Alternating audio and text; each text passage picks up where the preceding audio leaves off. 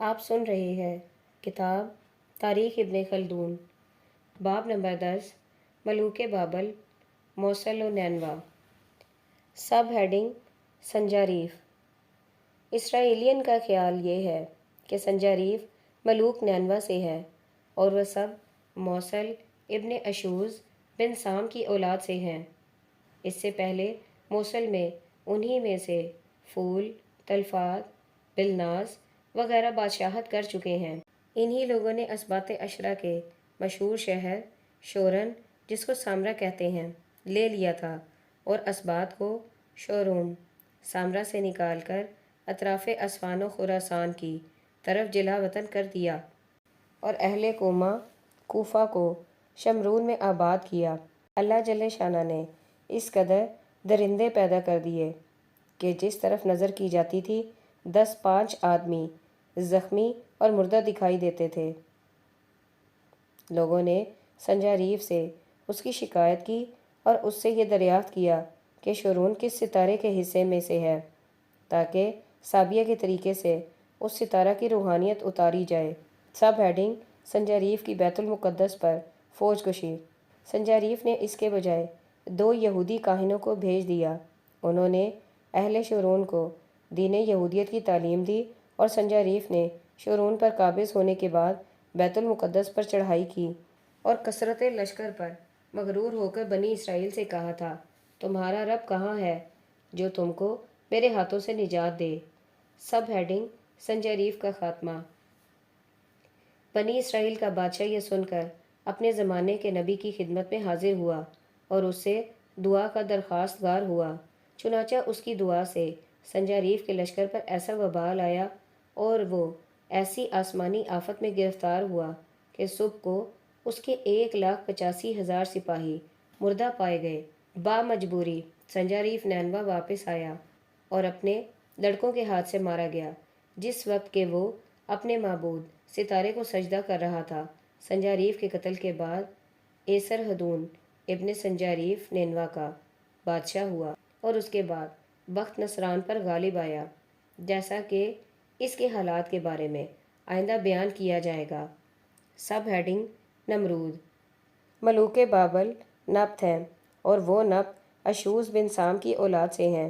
مسعودی ان کو نبط بن معاش بن ارم کی طرف منسوب کرتا ہے۔ یہ بابل میں رہتے تھے اور ان میں سب سے پہلے شوریان بن نبط نے بادشاہت کی۔ مسعودی کہتا ہے کہ اسے فانے نے بابل کی طرف حکومت پر مامور کیا۔ فانے کے انتقال کے بعد اس نے بدعت سابیہ ظاہر کی اور اسی مذہب کا پابند ہوا۔ اس کے بعد اس کا لڑکا کنعان سلقب بن نمرود تخت حکومت پر بیٹھا اور اس نے اس مذہب کو خوب پھیلایا۔ اس کے بعد اس کا لڑکا کوش بادشاہ ہوا جو ابراہیم علیہ السلام کا نمرود تھا اور جس نے آزر کو طلب کر کے بیت الاصنام کا داروغہ مقرر کیا تھا، کیونکہ ارغو بن فانے اپنے باپ کے انتقال کے بعد کوسی چلا آیا تھا اور نماردہ کے ساتھ مذہب سابیہ اختیار کر لیا۔ یہی مذہب اس کے خاندان میں نسلاً بعد نسل آزر بن ناہور تک برابر چلا آیا۔ حابر بن کوش نے ہاجر کو بیت الاصنام کا داروغہ مقرر کیا اور ابراہیم علیہ السلام پیدا ہوئے۔ ان کے صحیح حالات پہلے بیان کیے جا چکے ہیں۔ سب ہیڈنگ: بخت نصر کا بیت المقدس پر حملہ۔ الغرض بابل میں نوماردہ کی حکومت کا سلسلہ برابر جاری رہا اور بخت نصر انہی میں سے تھا، جیسا کہ بعضوں نے لکھا ہے۔ بعضے کہتے ہیں جرام کا اہل نینوا نے بابل پر فوج کشی کی، چنانچہ سنجاریف اس پر قابض ہوا اور اس نے اپنے امراء میں سے بخت نصر کو اس کا گورنر مقرر فرمایا۔ پھر کچھ عرصہ بعد اہل بیت المقدس نے عہد توڑ دیا۔ تب بخت نصر نے بنی اسرائیل سے بیت المقدس میں مارکہ آرائی کی اور محاصرہ و قتل اور قید کے بعد بنی اسرائیل کے بادشاہ کو قتل کر ڈالا اور ان کی مسجد کو ویران کر دیا۔ سب ہیڈنگ: ایرانیوں کا بابل پر تسلط۔ پھر جب بخت نصر مر گیا تو اس کا لڑکا نشبت نصر بادشاہ ہوا۔ اس کے بعد منظبیر حاکم ہوا۔ اس سے اور ارتاق مرزبان کسرا سے لڑائی ہوئی ارتاق نے اسے مار ڈالا اور بابل اور اطراف بابل کا حاکم بن بیٹھا۔ اس کے بعد نبید اور جرام کا دولت فارس کی رعیت میں شمار کیے جانے لگے اور نمرودوں کی بابل سے حکومت ختم ہو گئی۔ ابن سعید نے سریا نینین اور نبید کو ایک گروہ اور ایک ہی حکومت قرار دیا ہے، لیکن مسعودی کا یہ خیال ہے کہ یہ دو حکومتیں تھیں۔ سریا نینین کی نسبت وہ کہتا ہے کہ طوفان کے بعد دنیا میں سب سے پہلے سریا نینین نے بادشاہت کی۔ 1 صدی یا کسی قدر اور زیادہ زمانہ میں ان کے 9 بادشاہوں کے نام عجمی ناموں میں تحریر کیے ہیں، جنہیں ہم عدم اعتماد اور عدم صحت کے باعث تحریر نہیں کرنا چاہتے۔ ہاں، شوشان کے بارے میں وہ تحریر کرتا ہے کہ سب سے پہلے اس نے اپنے سر پر تاج رکھا تھا اور یہی تاج کا موجد ہوا تھا، اور چوتھے بادشاہ نے قلعے بنوائے، شہر آباد کیے۔ اس کے زمانے میں ہند کا بادشاہ رابیل تھا اور اس نے اکثر ملوک مغرب کی سلطنتیں چھین لیں اور ان کی حکومت کا خاتمہ کر دیا۔ 8ویں کا نام ماروت بتلاتا ہے اور اپنے آخر کلام میں ظاہر کرتا ہے کہ وہ لوگ موصل اور بابل کے حاکم تھے۔ ملوک یمن ان سے اکثر مغلوب اور کبھی غالب رہتے تھے۔ 9ویں کی نسبت لکھتا ہے کہ وہ غیر مستقل مزاج تھا، اس کی طبیعت میں تلون حد سے زیادہ پایا جاتا تھا اور اس کے بھائی نے سلطنت تقسیم کر لی تھی۔ غرض کہ اسی طرح وہ تحریر کرتا ہے کہ سب سے پہلے جس نے خمر شراب کھینچی وہ فلاں شخص تھا، جس نے شطرنج کا کھیل ایجاد کیا وہ فلاں تھا، جو سب سے پہلے بادشاہ ہوا وہ فلاں تھا۔ حالانکہ ہمارے نزدیک یہ سب خلاف قیاس باتیں اور صحت سے منزل و دور ہیں۔ اصل بات یہ ہے کہ چونکہ سریا نینین خلقت میں سب سے زیادہ مقدم ہے، اسی وجہ سے تمام پرانی چیزیں مثلاً لغت، سحر، خط وغیرہ ان کی جانب منسوب کیے جاتے ہیں۔ واللہ اعلم۔ Sub heading نبت۔ نبت کی نسبت مسعودی کا یہ خیال ہے کہ یہ بابل سے تھا۔ وہ لکھتا ہے کہ ان کا پہلا بادشاہ نمرود جبار تھا اور یہ معاش بن ارم بن سام کی طرف منسوب کیا جاتا ہے۔ اس نے بابل میں محل بنوایا تھا اور کوفہ کی نہر کھدوائی تھی، اور دوسرے مقام پر اسی نمرود کو کوش بن ہشام کی طرف منسوب کیا ہے۔ ہم یہ نہیں سمجھ سکتے کہ یہ دونوں نمرود ایک تھے یا کہ دو۔ پھر نمرود کے بعد 1400 برس کے اندر 46 بادشاہوں کے نام عجمی ناموں میں تحریر کرتا ہے، جن کو ہم عدم صحت کی وجہ سے نقل نہیں کرنا چاہتے، لیکن الموفی میں 9 صدی کے اندر 20 بادشاہوں کے نام تحریر کرتا ہے اور لکھتا ہے کہ 9ویں صدی میں ملوک بابل اہل فارس سے لڑے، اور 14ویں صدی میں بیان کرتا ہے کہ اس صدی میں سنجاریف بادشاہ تھا، یہی بنی اسرائیل سے لڑا تھا اور انہیں بیت المقدس میں گھیر رکھا تھا، اور اس نے ان سے جزیہ لیا تھا، اور اس کا سب سے پچھلا بادشاہ دار نیوش تھا، جو دار کے لقب سے مشہور تھا، جسے سکندر نے قتل کیا جبکہ اس نے بابل پر قبضہ حاصل کر لیا تھا۔ اس نے اپنے سلسلہ کلام اور ملوک بابل کے بیان میں خلیل علیہ السلام کے نمرود کا کچھ ذکر نہیں کیا، حالانکہ ان نمرودوں کی سکونت بابل بتلاتا ہے۔ واللہ اعلم۔ سب ہیڈنگ نمرود کے متعلق طبری کا بیان۔ طبری لکھتا ہے کہ نمرود بن کوش بن کنان بن حام ابراہیم خلیل اللہ علیہ السلام کے عہد میں تھا۔ پہلے یہ لوگ آدارم سے مشہور تھے۔ جب وہ گروہ ہلاک ہو گیا تو سمودارم کہے جانے لگے۔ جب یہ بھی ہلاک ہو گئے تو نمرود ارم کے نام سے مشہور ہوئے، اور جب یہ بھی ہلاک ہو گئے تو تمام اولاد ارم کو ارمان کہنے لگے۔ یہ سب نبت ہیں اور یہ موحد تھے اور بابل میں رہتے تھے، یہاں تک کہ نمرود بادشاہ ہوا اور اس نے انہیں بت پرستی سکھلائی۔ سب ہیڈنگ بابل۔ ہروشیوش مورخ روم لکھتا ہے کہ جس نے اہل بابل کو بت پرستی کی طرف مائل کیا وہ نمرود الجسیم تھا، اور بابل اور رابطہ شکل آباد کیا تھا۔ اس کی شہر پناہ اسی میل کی تھی۔ اس کی دیواریں 200 گز بلند اور 50 گز چوڑی اینٹ اور چونے سے بنائی گئی تھیں۔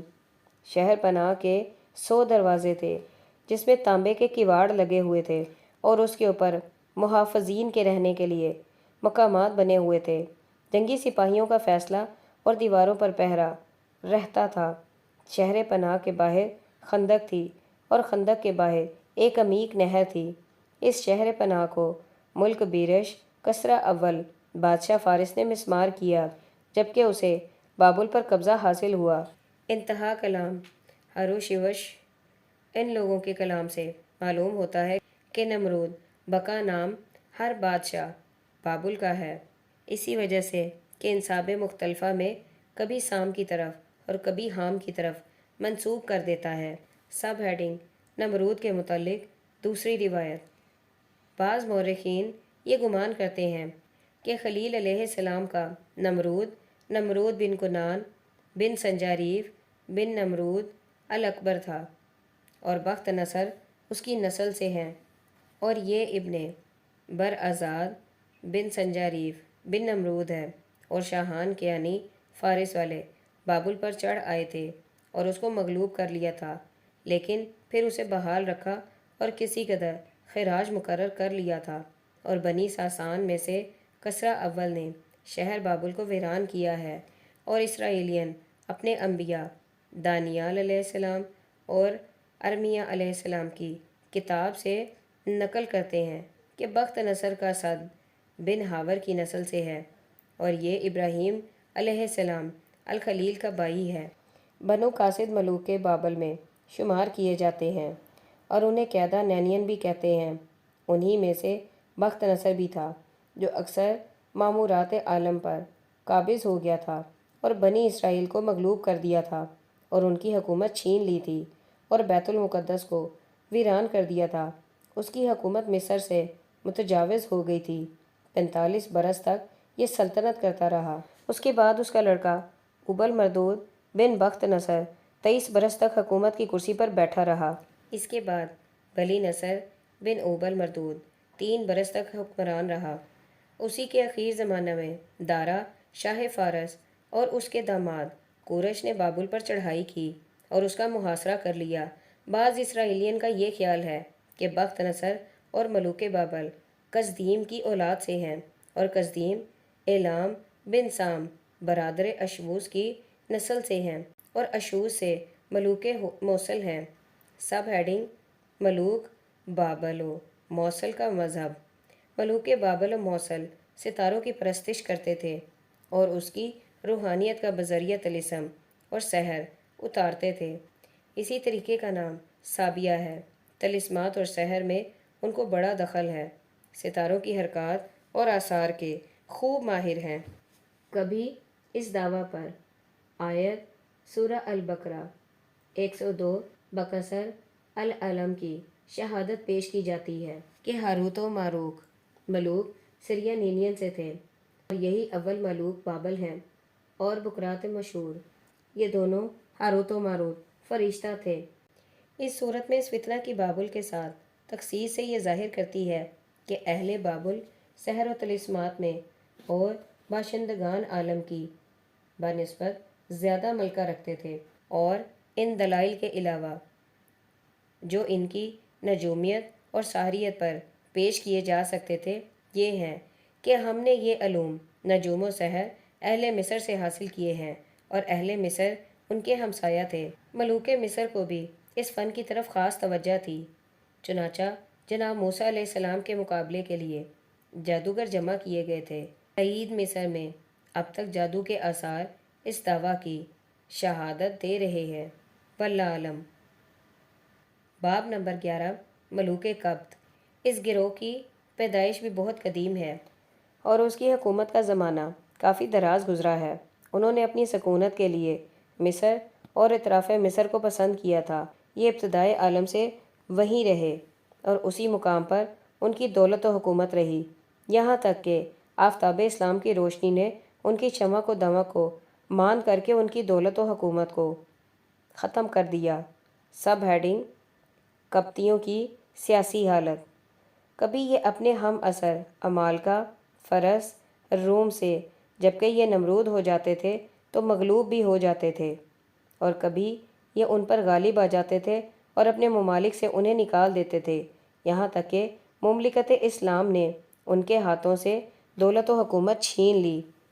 کتب قدیمہ سے یہ ظاہر ہوتا ہے کہ اہل مصر اپنے ہر بادشاہ کو فرعون کہتے تھے۔